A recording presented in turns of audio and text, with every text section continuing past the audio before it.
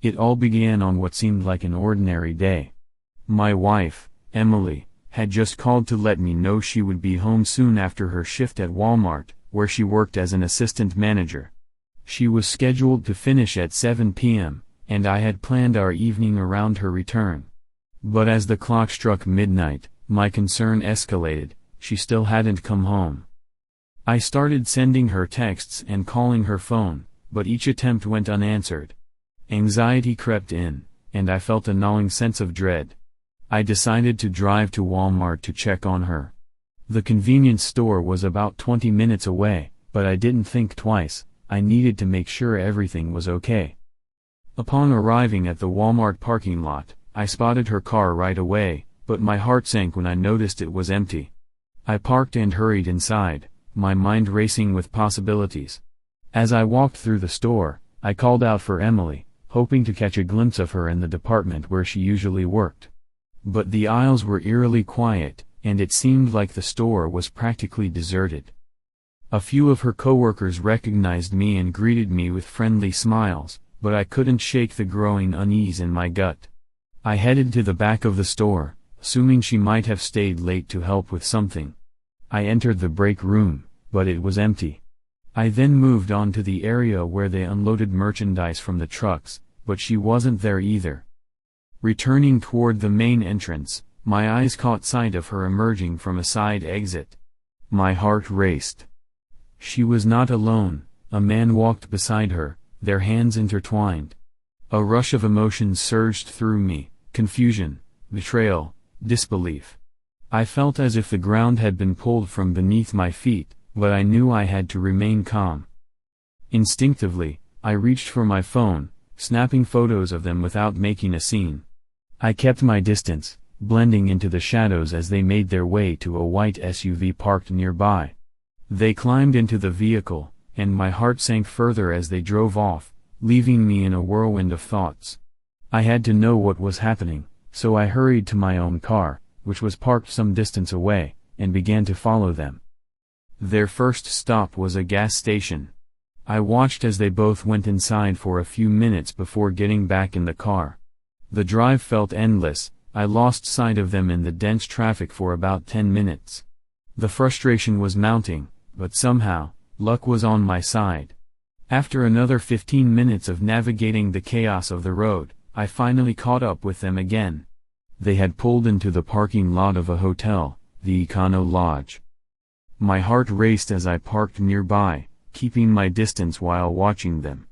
They picked a spot close to the hotel lobby, and I could hardly breathe as they exited the vehicle. I followed them inside, calculating the time that had passed since her supposed end of shift. It was now 1:30 a.m., hours after Emily should have been home. The hotel lobby was sparsely populated, just a handful of guests were seated, engrossed in their own worlds as they watched TV.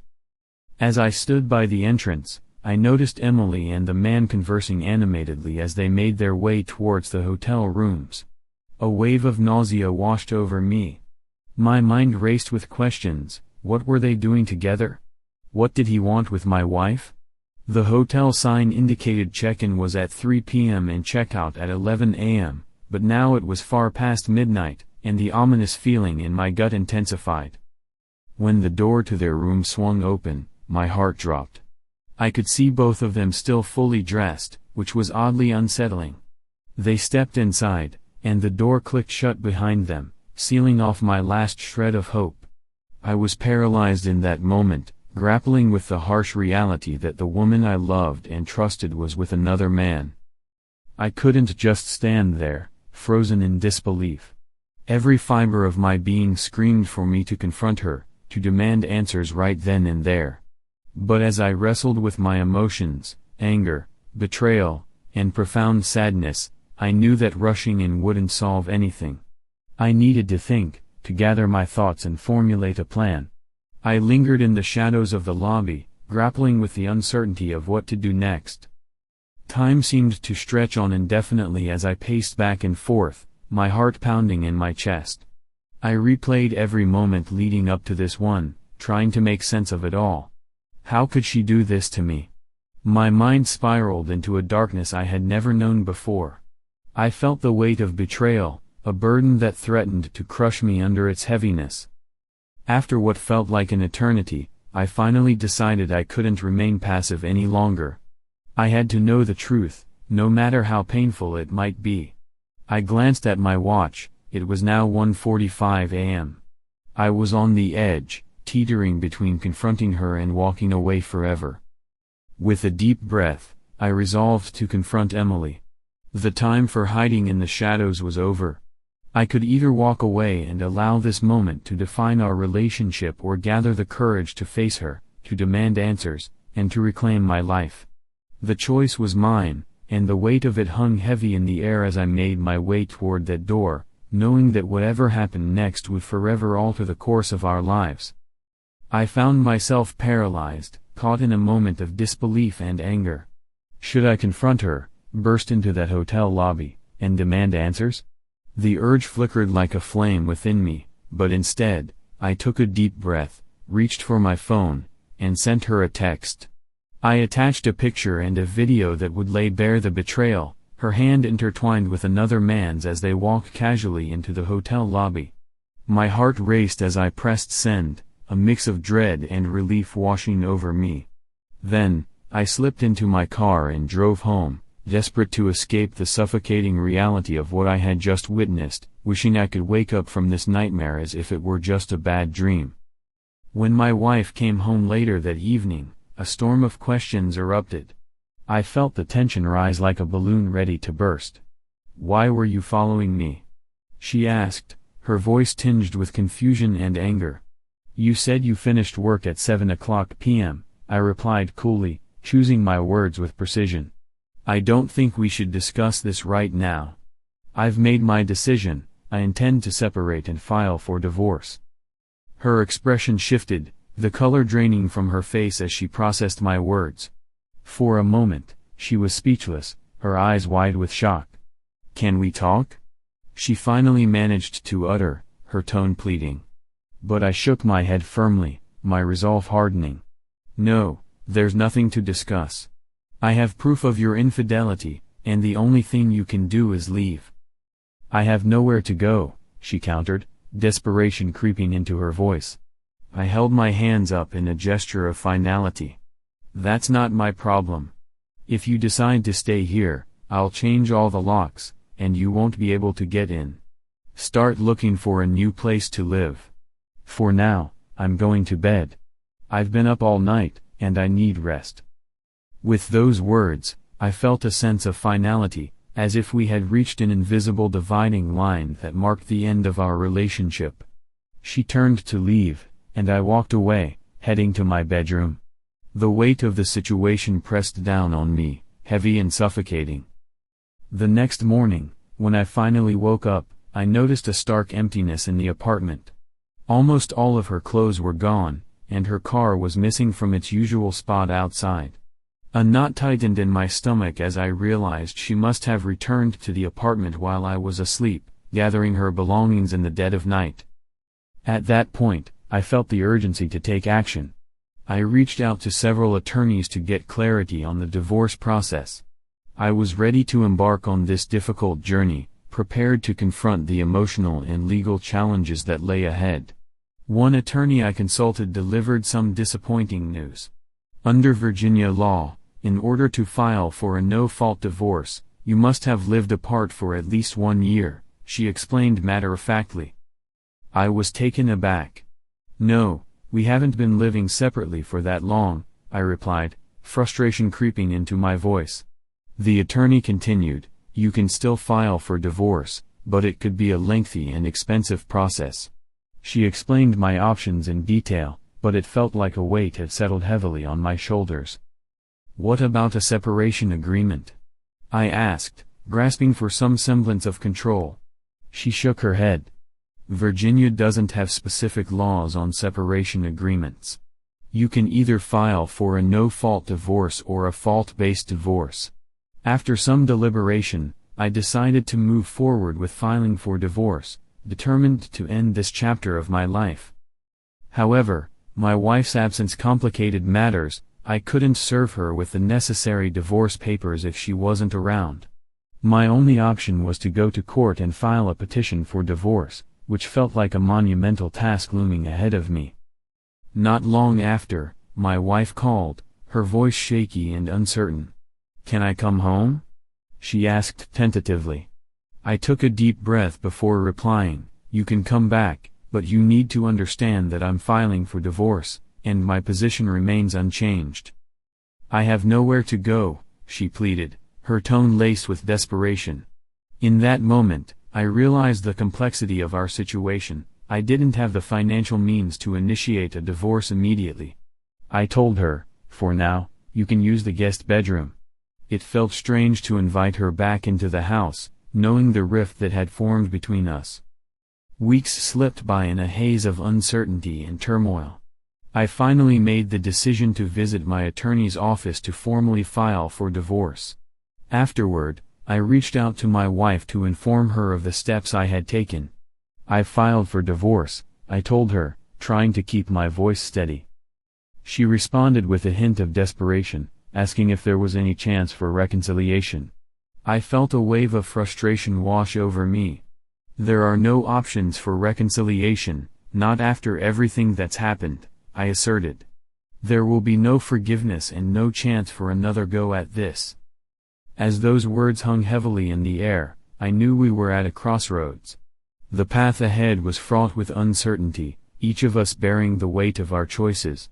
It was a bitter realization that our once shared dreams had crumbled into this painful reality, and the journey toward healing would be long and arduous.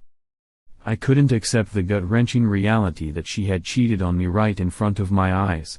The image of her betrayal lingered like a ghost, haunting my every thought and clouding my judgment. I found myself replaying the memories of our life together, the laughter, the late-night talks, the dreams we shared, wondering how those moments could coexist with such a deep betrayal. I desperately tried to understand what drove her to this, especially considering the vows we had exchanged as spouses, the promises of fidelity that felt now like empty words echoing in the void. At first, I wanted to salvage our relationship, to somehow reclaim the love we had built over nearly a decade. But the gravity of her actions quickly became unbearable, eclipsing any hope of reconciliation. Each time I looked at her, the betrayal felt like a physical weight pressing down on my chest, making it hard to breathe. She began to cry, her tears flowing as she apologized, her voice trembling with desperation. "I can't imagine my life without you," she sobbed, her sincerity battling against the anger and hurt that had taken root in my heart. I stood my ground, shaking my head. "It's impossible to go back to how things were," I replied, my voice steady but cold. "You betrayed me. After what you've done, I would rather be alone than pretend everything is okay." The reality of her infidelity felt like a wall rising between us, solid and unyielding. "I can't just find a place," she protested, her face pale with fear. My heart twisted at the sight of her distress, but I was firm. "You have options. You can go to your parents, or you can stay with the guy you cheated on me with. Or, if you want, you can save up for your own place." As the words left my mouth, I felt a mix of bitterness and satisfaction. I wanted her to feel the weight of her choices. That's when she mentioned the man she had cheated on me with, her voice tinged with regret. "I'm not seeing him anymore," she admitted, her eyes darting away as if she couldn't bear to meet my gaze. The floodgates of her emotions opened, and she began to sob, pleading with me to explain why I was putting her through this. "You don't understand. I never thought it would come to this." I looked at her, my anger boiling beneath the surface. "You have to understand that your actions led us here. You made these choices, and now you have to deal with the consequences," I said, the pain in my chest tightening as I spoke. The conversation spiraled into an argument, with both of us shouting and letting our frustrations pour out like a broken dam. Hours later, as I walked into our home, I saw her car parked in its usual spot, a bitter reminder that she was still very much part of my life, even if it felt like that life was unraveling. When I stepped inside, I found her sitting on the couch, phone in hand. She ended her call, looking up at me with red-rimmed eyes. "Can we talk?" she asked, her voice shaky. Didn't we just yell at each other? I replied, my tone icy. What's left to discuss when the divorce process has already started? Should we try seeing a counselor? She suggested hesitantly, as if the words were a lifeline she hoped I would grab onto. I met her gaze, my heart hardened by the betrayal. No, I said sharply. I don't need counseling. You probably do, though. Let me be clear, you cheated on me, and no amount of counseling will change that. She started to cry again, and I felt a pang of guilt, but it was quickly overshadowed by the anger and disappointment swirling within me. I don't want to talk, I stated coldly. To me, she felt like a shadow of the woman I once loved, even though our divorce wasn't finalized yet. I turned away, letting her retreat to the guest bedroom as I headed to my own space, tossing my work bag onto the bed. I sat down on the couch, trying to gather my thoughts. The pain in my heart hadn't subsided, it was still a raw wound that ached with every heartbeat. But amidst the chaos, there was a glimmer of hope. I could start my life anew. Luckily, we didn't have children or significant financial ties that would complicate things. In fact, I had been preparing to surprise her for our anniversary with a trip to the Bahamas, but now I felt an odd relief at not having to spend that money. I couldn't help but wonder how she could give up 9 years of our marriage for fleeting encounters with someone who held no real value.